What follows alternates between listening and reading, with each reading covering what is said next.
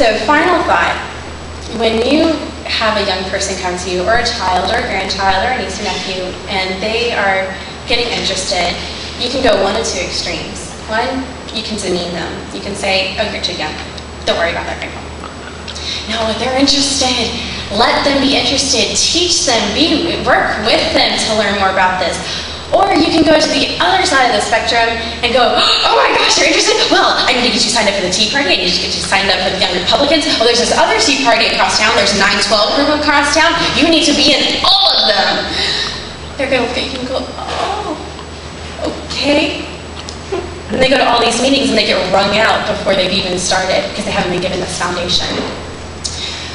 Activism is amazing. I love, being active in politics, but if you don't give young people a foundation to know what they're acting upon, then they're going to dry out. It's great to be out there at tea parties and 912 rallies, holding your sign, going, repeal the healthcare bill, immigration reform, stop spending, no more government programs.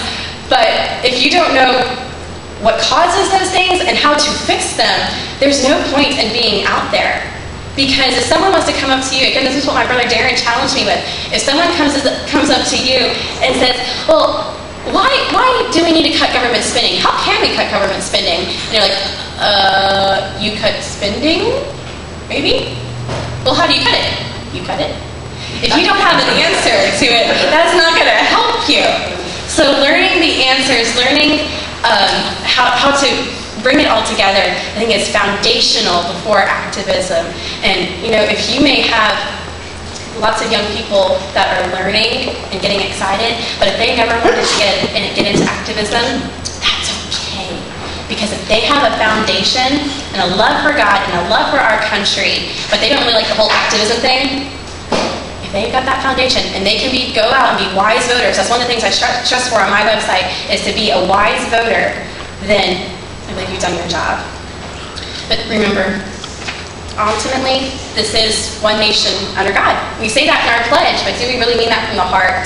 I'm not preaching to y'all, I'm trying not to. God had an amazing plan for America. He did have a plan for the U.S. He put the right men at the right time, our founders, on the planet, a group of men that studied His Word and that knew His principles. And He gave them a vision, and they carried that out. They all swore to give up their lives, their fortunes, and their sacred honor. And most of them did. They were willing to do that. We've got an amazing country to defend and to stand for. But if we lose sight of that first, that foundational principle, we lose sight of God's Word when teaching young people, or even when studying ourselves. I know there's been times where I've gotten so wrapped up in things that I've forgotten God and all of it. It's something that can't happen. Because if it does, we're no better than the people on Capitol Hill because we've let politics get to us.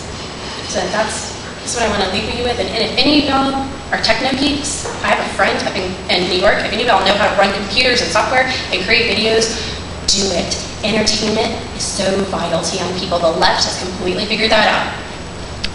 But it's time for the right to get into that. I have a friend, like I said, up in New York, Chris, he creates these amazing videos. I wish I remembered his YouTube username because I would tell you to go there. But he does little animated videos explaining how the government works. And he did one on what a trillion is, what that means, using animated grains of rice. It was incredible.